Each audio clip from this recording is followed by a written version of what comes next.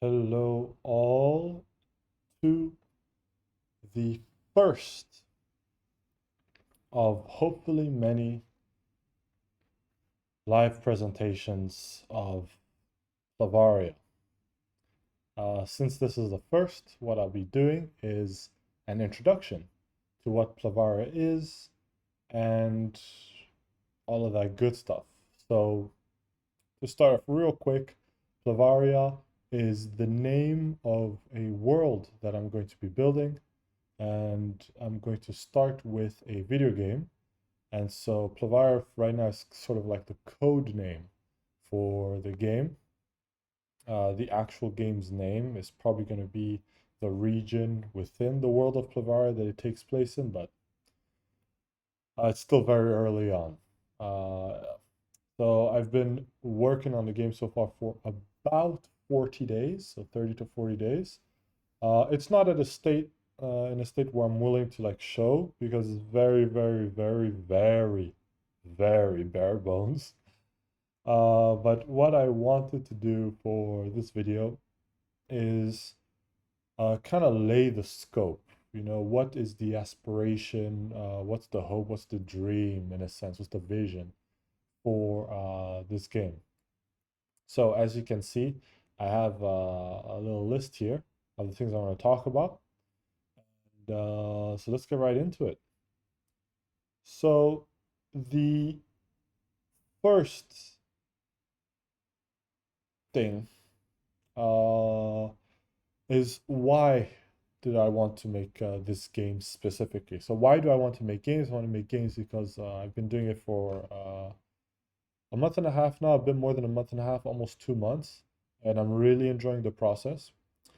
But specifically this game, there's sort of like my main goal is I want to bring the tabletop experience to video games. So I've played a lot of Pathfinder, and I've done some Dungeons and Dragons as well.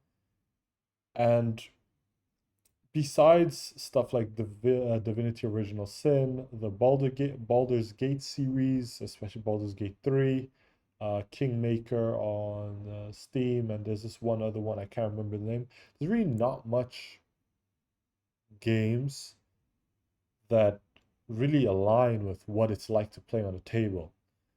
Uh, and so I want to bring that.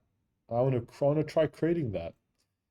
And so the goal with this is one, I want to be as faithful to the TTRPG experience as possible. I want it to feel as close as possible to what it's like to sit at a table and play. And there's kind of two things that I think are core to the tabletop RPG experience, and that's freedom, meaning when a decision needs to be made, the amount of decision freedom that you have as a player is just something that video games just can't capture, right? It's it's the beauty of a tabletop game. The allure of it is just how free it is to role play and to just do stuff and have wacky things happen. It's really cool.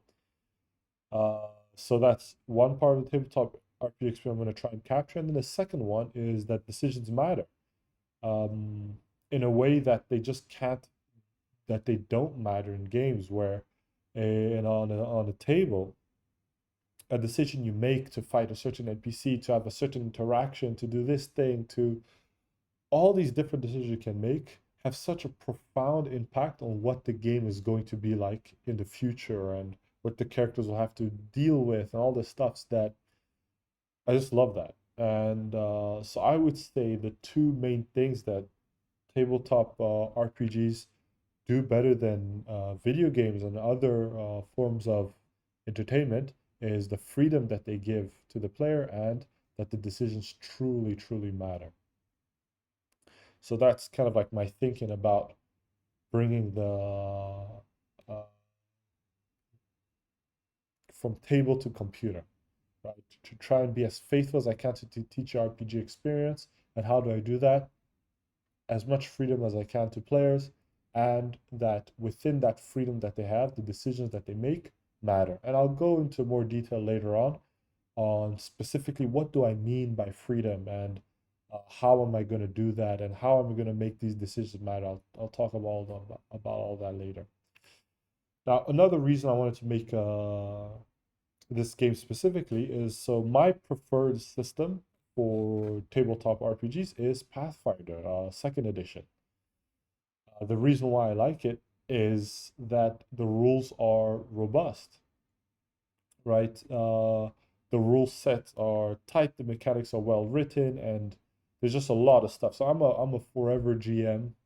Uh, I Most of my experience with Pathfinder has been as a game master, and I really appreciate that the Pathfinder rules are so solid that I can just open up Archives of Nethys, and Archive of Nethys is a sort of like the wiki for the Pathfinder rules, and I can just find a rule, and it makes the games dynamic, and I can just tell my players, look, you can do whatever you want, just tell me what you want to do, and I'm confident in knowing that I can just hop onto Archives of Nethys and find the DCs I'm supposed to use and the different mechanics that are available for whatever it is my players want to do. And it creates this huge amount of freedom, and I can just focus on making a nice world and making cool NPCs and crafting awesome encounters and stuff like that. Because the rules are just good. I don't have to think about the rules are there. And because of how solid the rules are, honestly, it makes making a game for those rules pretty straightforward, because the balancing and the mechanics is already done. And I'm kind of surprised that there's not way more games, because Pathfinder operates on what's called the Orc license. And I think this is called the Open RPG Creative License. It just means that so long as the basics of it is that so long as you don't use Pathfinder's IP, meaning the world of Galarian and the different gods in Galarian, and very like specific things that belong to Pathfinder, their world, that the core system is, you can just use it in in whatever you want in commercial projects, and this game is hopefully is going to become a commercial project. And I just find that really, really, really, really cool. And since I love the system so much, here I am, right? And another reason is uh, sometimes you want to play some Pathfinder or some D&D, and there's either nobody to play with, or you want to play, but you don't really want to like deal with people, or there's a bunch of reasons why somebody might want a solo TTRPG experience. Video games are great in that they can provide that solo experience, and if I can, a goal for this game is that one can just like they have this urge to to roll some dice and to role play a character. They can just launch the game and do that at any time of day, whenever they want. They don't have to deal with the scheduling stuff. People aren't available. You can play all day, every day. You don't have to wait, oh, once a week. That's when the group meets up, and then you have like 5 different other campaigns so you can get your scratch age. It's a video game. You can just load it up and play. And yeah, so TTRPG, but alone, which just means more TTRPG, which is fun, right? Testing out builds, all that stuff.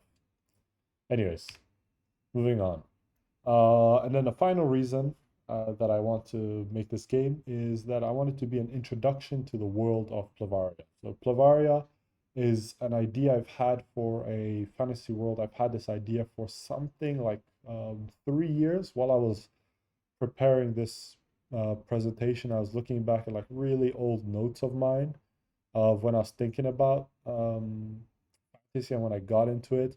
And the word Plavaria, I first wrote it down about 3 years ago.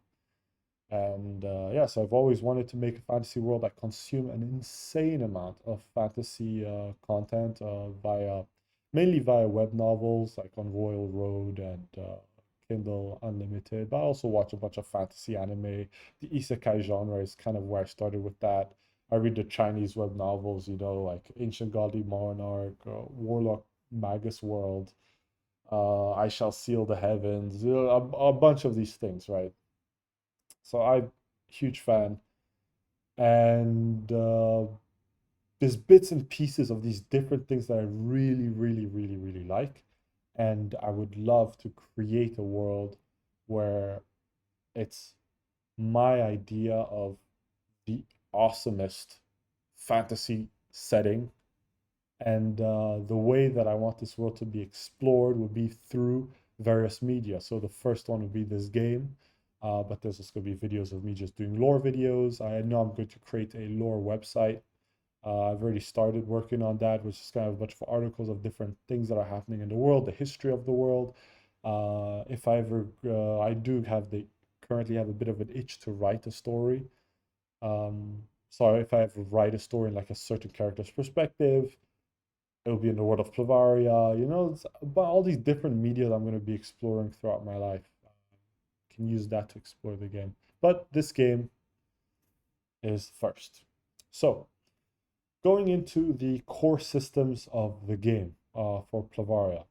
Now, the first thing we talked about is freedom.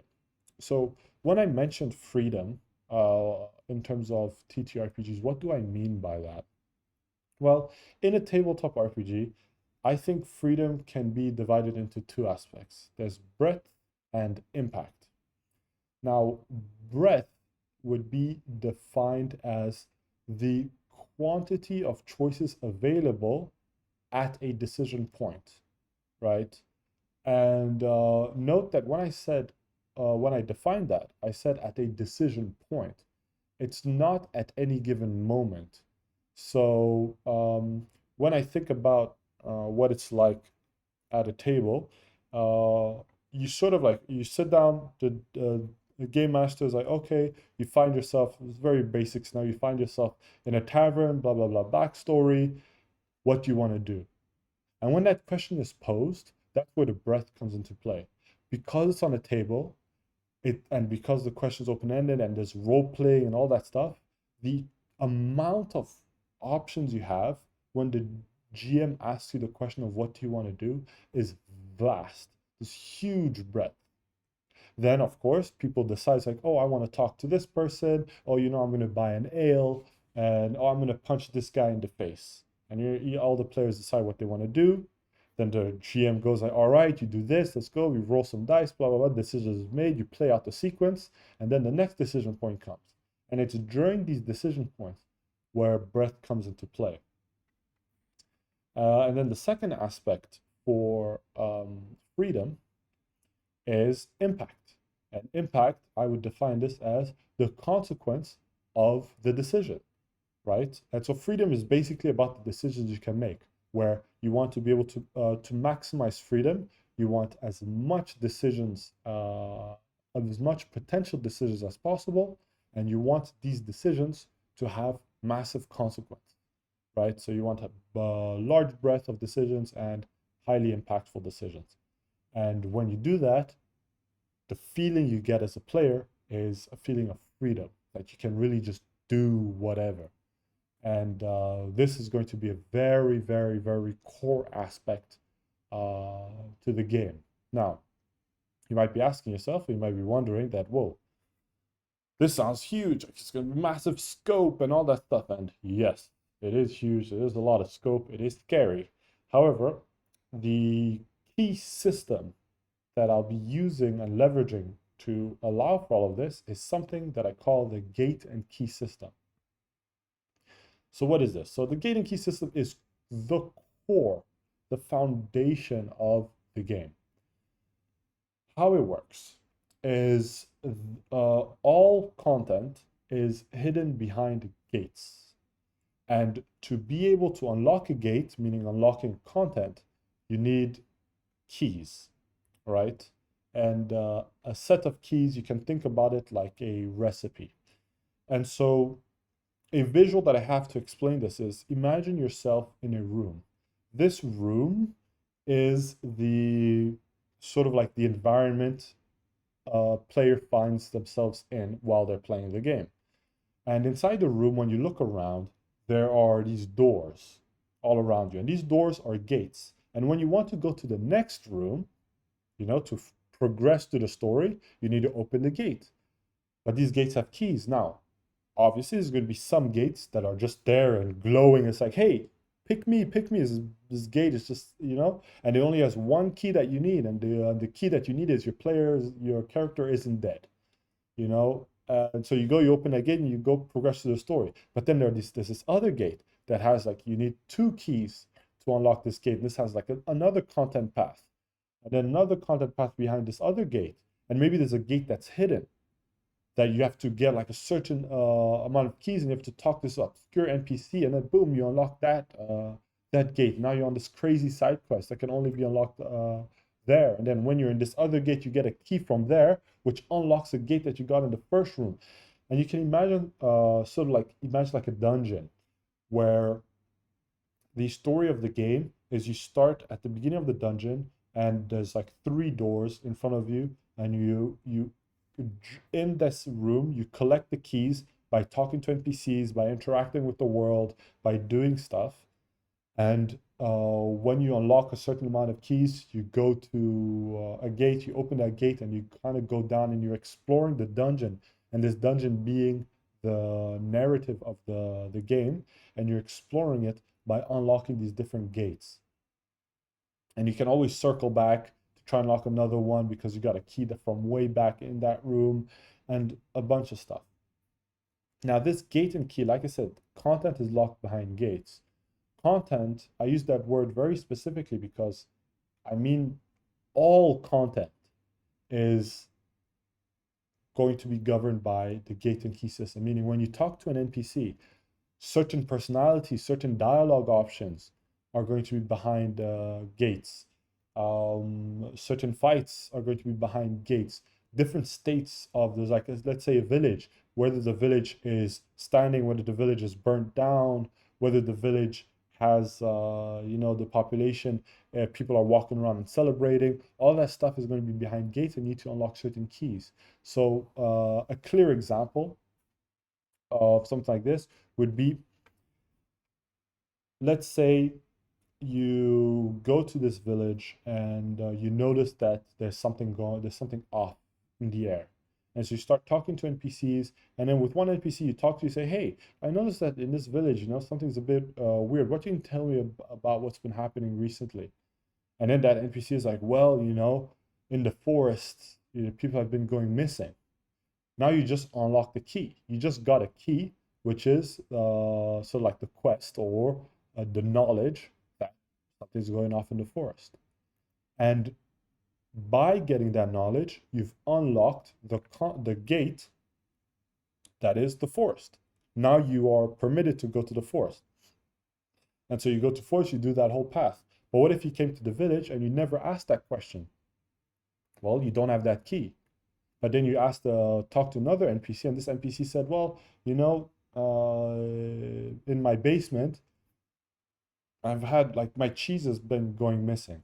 Now you got that key, and so that's a different content. So you see, like that, and there's a bunch. It's difficult to give examples now, but just imagine everything being governed by this system. Now, on the system, so when we think about tabletops, it's really the role playing that makes TTRPGs, right?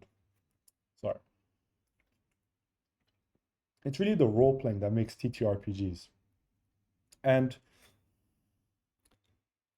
how dialogue is handled today with most games, almost all games actually, is through dialogue options. So you talk to an NPC, they have like a scripted line, and then there's like 3, 4, 5, 6 choices, and you pick one. And then you go down dialogue tree and stuff like that. Now, with the goal of freedom that I mentioned earlier, if I were to use that method of dialoguing, well, that would be a lot of writing. It'd be too much, frankly. Luckily, today we have access to AI. Um, Specifically, the large language models that are pretty good at role playing. And so how I'm thinking of doing this is I'm going to have NPC dialogue via LLMs. Now, it won't be every single NPC, but NPCs that are interactable and talk and that you're able to talk to will be handled via an LLM. And so I won't get too much into detail for this video on how I plan to implement this, but just the gist of it is LLMs, at least the current models when you're using APIs and stuff like that, have three different prompts that they receive. They receive a system prompt, a user prompt, and an assistant prompt. The system prompt is basically like the rules that it must follow. And so in this case, the system prompt will be divided into two parts. It will receive just a general prompt of like, you are role playing an NPC in this game, blah, blah, blah. Then the second part of that would be actually the personality of the NPC, which is okay, it's a grumpy old man that has weathered through time and has seen too much in the wars past, whatever. And that would be the personality. And then on top of that, the relationship somebody has with you, the player has with the NPC, will also be sent. And then you will type your message in like a chat box, send it to the LM, and it will reply as role playing as the NPC. And this is how the role play will be done. For the relationships that a player has, I do want to make relationships meaningful. And Pathfinder has a cool system, two systems actually. One is called impressions, and the other one is connections. And I'm going to be leveraging these two systems to create the relationship that the NPC has with the player. And these impressions connections are actually impacted by the keys that a player has. So let's say you killed you killed an NPC in a forest, and you received the key for killing that NPC, right? Now, if you go to the village and you talk to this NPC number two, but NPC number two was, let's say, the mother of the NPC you killed. Well, you have the key of killing the NPC, and let's say it's no secret that you killed him. You killed him in a raid with like your adventurous party, and everybody knows that you killed them. And so you have the other key of just like people knowing that you killed them. Now, when you talk to this other NPC, well, usually their personality is happy and friendly, and they just like helping people out. But because you have the key of having killed their son, they all no longer treat you kindly, and they shun you and they tell you to go away, and the relationship is tanked by virtue of you having those keys. Yeah, and so this goes into the last point here on my slide here is the variations of the NPCs are kind of gates that lock out different content types. So NPCs will have a wide range of different personalities and stuff as a result of the keys behind gates, and these can be unlocked via the keys that you have. Yeah. Now, a clear issue that comes with this is when things are too open like that in a game. There's no steering. You do need things to be steered. That's why there's a game master in TTRPGs to kind of tell the players like, okay, this is kind of where we're going. This is the game. This is how you should play. Okay, this is how the world reacts. You know, you need something to kind of move the game along. And a core part of TTRPGs is the narration. So there are two types of narrators. There are going to be two types of narrators in the game. There's going to be the player narrator and the world narrator. Now, the player narrator is going to be based off of a decision that players make early on in the game.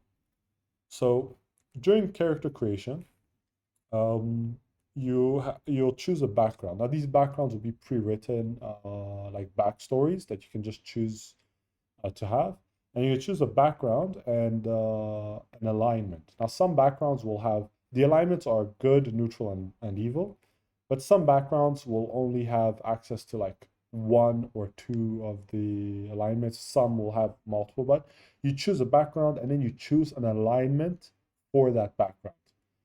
That choice will then dictate the player narrator. And what the player narrator is, it's sort of like the inner voice of the player. So let's say you choose to play as a cleric, the class cleric, and you choose the good alignment for that class. Now, if you go about being evil in the world, now you can, there's nothing stopping you from being evil. The player narrator, though, will play out regret and shame and, like bad thoughts. So, like, why am I doing this? I shouldn't have done that. And it will still be a lot of regret in the tone of voice. But let's say you took a rogue and you played, you took an evil alignment and you do the exact same actions. Well, now there will be less, there won't be any of that regret. There'll just be, there will be sort of like, ah, they deserved it, or like, oh, I wonder how much we can make from this. Like, hey, is there any loot on this body that I just killed?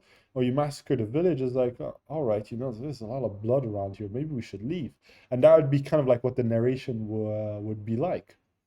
Whereas if you did good as an evil aligned character, the narration would be one of annoyance, like, why am I doing all this? Like, we're really wasting time. We should just do this. Instead, it's like, maybe we should just kill this guy because they're kind of like talking my ear off, and you just hear like the narration will be very different, and it will be based off this choice. Now, all narration will be fully scripted, so I'll be writing it out because it's very important for the story, and I don't want too much variation and like the errors that LLMs can have. And this is how I'm going to be writing out the story of the game, is through these narrators. So it has to be scripted. The second of the narrators is the world narrator. The world narrator is the one that tells the story of the game. This world narrator will generally be playing on like when important gates are unlocked, or if a player enters like a new zone and stuff like that. Let's say, using the example of killing the son of the mother in the village. Let's say you do that, the player narrator would say something based off your alignment. So let's say if you're a good aligned cleric, the player narrator would be like, was this really necessary? Should we really have done this? And then the world narrator instead would say something like, you've cleared a potential bandit camp, but from the evidence you've gathered, it seems like certain people here might have had affiliations with something more nefarious. And that would be what the world narrator says. And it'll give a little hint on like, oh, maybe I should explore and check their bodies to see if they have anything on them that might, uh, you know, showcase what these nefarious connections are. And then on top of all this, there's going to be a place where you can like, so instead of having like a quest log that some games have, there's going to be a gate and key logbook. There's a little logbook that's going to have all the gates the non-hidden gates you've unlocked, and all the non-hidden keys that you've unlocked. Yeah, but that's kind of like the idea for that. So with all of that like together, what you can start to picture, like if you picture what the game kind of look like, is that the game will have quite a few endings. There'll be many endings, and there'll be different paths to those endings. So I can already say the endings. I'm going to divide the game into 3 acts. This is the full game. We're not going to build the full game first. We're going to do a prototype and then a demo and then blah blah blah. But the full game, the vision is to have a 3-act game where the first act there are 3 endings, which is, good, neutral, bad. And then in the second act, I think it was 7 endings. And then in the final act, there were 11 endings. So the game in total had 11 endings, but there's like a whole path on which ending from one act goes to the next. And, so there's many ways things can go about. And how the story is told through the player's actions via the gate and key system, because content can only be unlocked via the keys that a player collects. And keys can only be collected through interaction with the world, through talking to an NPC, through exploring this room, through opening that door and going downstairs, through doing all these things. The only way to get keys is by playing the game. And so every decision a player makes on should they go there, should they say this, should they type these words to the NPC, should they attack this NPC or not, all those things collect keys, which opens gates, and it means that the story is told via the player's actions. So for those familiar with TTRPGs, or I've played TTRPGs, the sort of vibe and feeling I'm going for is a sort of railroady TTRPG that's run by a good GM.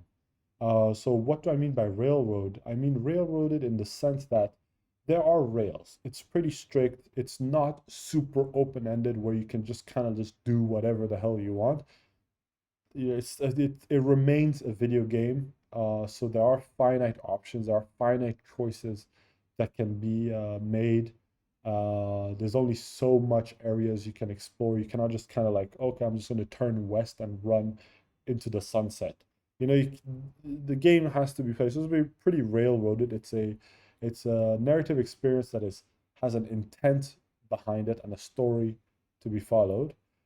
However, if the writing is good, then even railroaded TTRPGs can be fun. It can be interesting. And so that's kind of like the vibe I'm going for. I'm going to go for a kind of like a strict TTRPG ran by a good GM. Oof.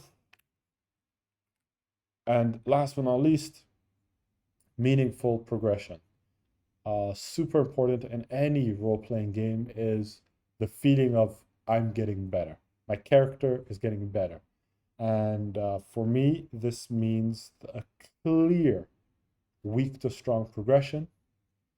Luckily, I am going to be using the Pathfinder system. This means combat and levels and more combat and levels and like exploring and levels and experience and levels. Dope for that. But I am also going to be going for a low poly pixel art style. Not low poly, it's a low pixel count, it's low bit. It's going to be 8-bit pixel art. And over the last 40 days or so that I've been working on this, I did experiment with 2 art styles. I tried the pixel art, the isometric 2D, 2.5D sort of look with a 32-bit art style. And I personally prefer the top-down 8-bit style simply because it is easier for me to create content for that low pixel art style. And because it's easier for me to create content, I can create more content. And the more content I have, the more choices available to the player. And because I can create more content, I can create more variance and more variance between progression stages, meaning the feeling, the difference change between level 1 and level 2, like visually, just in terms of the art. I can create that variation, because when you're making a game, you kind of have to like draw everything, like every single pixel has to be like drawn by the game by devs. And so if I go for more like 32-bit art style or like 3D, or something that requires a bit more involvement on the art side of things, I won't really be able to make a big meaningful change between level 1 and level 2, right? Because I just won't have the time to draw that out. While with the low bit pixel art, I will be able to do that. So as a player, you'll be able to see yourself getting stronger and stronger and stronger and stronger and stronger more often. And it means that there'll be more variety in the types of builds you can have, and this is all visual, right? So there'll be more variety in how your character presents themselves visually, and I just think that would be a lot cooler. And so, yeah, that's why I went with that. Anyways, just to recap, so what is Plavaria? Plavaria is the world that I'm building, and this game is an introduction to that world. And the point of it is to try and bring the table experience to the computer and to remedy a problem that I see in the world, which is there aren't enough Pathfinder games. And the core aspects for how I plan on achieving this is by prioritizing freedom, meaning breadth of choice, and the impact of said choices. This will be done via the gate and key system, where the keys are collected through player decisions and are then used to unlock gates, behind which all the content is found, all the content of the game is found. One of the core ways this will be done is through dynamic relationships, meaning interacting with NPCs that are powered by an LLM, and how you decide to talk to NPCs, what you decide to do in the world will change how you talk to NPCs, will change the keys that you get, which unlock more gates and blah blah blah, all that stuff. And the engine that drives the narrative of the story, or what kind of moves the story along, is going to be narration, specifically the player narration, the world narration. Player narration being dictated by choices made during character creation, and then the world narration just simply being an explanation of the things that are happening in the world. This will hopefully lead to a game that has many endings, meaning it can be replayed and no two runs will be identical, just by the nature of the variance between responses. It means that the game just can't be the same in both times. And lastly, meaningful progression. Since it's an RPG, meaningful progression is extremely important. So, what comes next? Currently, I'm just in a learning phase. My first goal is just to release a prototype demo. This is like you have the alpha, you have like alpha builds, beta builds. This is like pre-alpha. It's straight up. Is any of the things that I just stated here, is it even feasible? Does physics, do the rules of the world allow for it to happen? Now, I will state that it actually does, that the gate and key system, I actually have implemented it in some testing and it works. The dynamic relationships, I've implemented in some testings and it works. The narration is simply, it piggybacks off of the gate and key system, and so the core systems actually work. But now they worked in a very isolated, like little bubble, tiny ass scene that I built up in like 2 weeks. So now I want to build like a prototype demo that I can give to people to like play, where they can just do these things, right? It's going to be very small in scope, like very, very small in scope. And I'm hoping to finish this prototype demo by, I was just working on my to-do list. I probably is going to be by end of August. That means that right now it's end of May, so June, July, August, like 3 months. So it's going to be about like 4 or 5 months of development. I think 4 or 5 of development to create like a prototype would be good. Secondly is to learn stuff, by making this prototype, I'm learning how do I implement these systems, just learn. It's through learning that we get better. It's through getting better that I can make this a reality.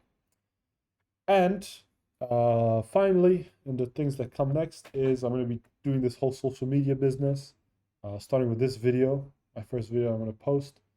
I'm probably going to be posting exclusively on Twitter/X, simply because it's a platform that I prefer. It's a lot easier for me to do stuff there. And the whole point is I just want to be consistent with my social media stuff. And since X is easier for me to use, it means I'll be more consistent there. And whenever I have like little cool things that happen, or like, this bug is frustrating me, and then I solved it, and the solution was so stupid, I can do like a quick little thing and post it real quick on X and all that good stuff. So yeah. Anyways, what comes next? Making that prototype demo, learning how to make games and how to make this game specifically, and trying to be consistent on the social media. Anyway, I feel like I kind of rushed this, but thank you guys for watching. If you do watch this, and yeah, that is the gist of this game. Codename Plavaria for now. I wonder what it'll be called when it's done. I do estimate like a total production timeline of something like 4 or 5 years to get everything I have in mind, like the story that I have in mind for this game. It's going to be around there, 4 or 5 years. But we're not really thinking that far. Right now, just try to get through the next 3 months and getting that core, the prototype demo done. Yeah. Anyways, that's all. Thank you all for watching. And I'll be doing these once a month on the last Saturday or the last Sunday of every month, just to give like a recap. So this is just this. Next month, hopefully, I'll have some gameplay to showcase some of these systems. That'd be really cool. Anyways, thank you all for watching, and I wish you guys the best.